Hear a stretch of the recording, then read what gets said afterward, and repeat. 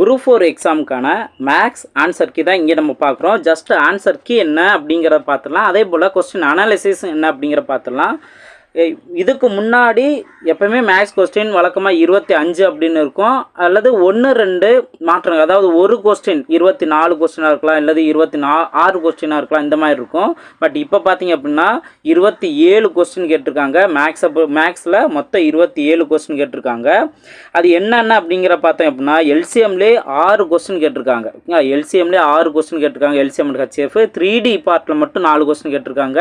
அதே போல் நம்பர்ஸில் 2 question, number சீரீஸில் 2 question, simple இன்ட்ரெஸ்ட்டில் 1 கொஸ்டின், காம்பவுண்ட் இன்ட்ரெஸ்ட்டில் 1, சிம்பிள் இன்ட்ரெஸ்ட்டுக்கும் காம்பவுண்ட் இன்ட்ரெஸ்ட்டுக்கும் உள்ள டிஃப்ரென்ஸில் 1 கொஸ்டின், ரேஷியோவில் 2 கொஸ்டின் கேட்டிருக்காங்க, ப்ராஃபிட் அண்ட் லாஸில் 2 கொஸ்டின், சிம்பிளிஃபிகேஷனில் 1 கொஸ்டின், டைம் அண்ட் ஒர்க்கில் 1 கொஸ்டின், ஏஜில் 1 கொஸ்டின் கேட்டிருக்காங்க. அதே போல் பர்சன்டேஜ், ரீசனிங்கில் 2 கொஸ்டின், மொத்தத்துக்கு 27 கொஸ்டின் கேட்டிருக்காங்க.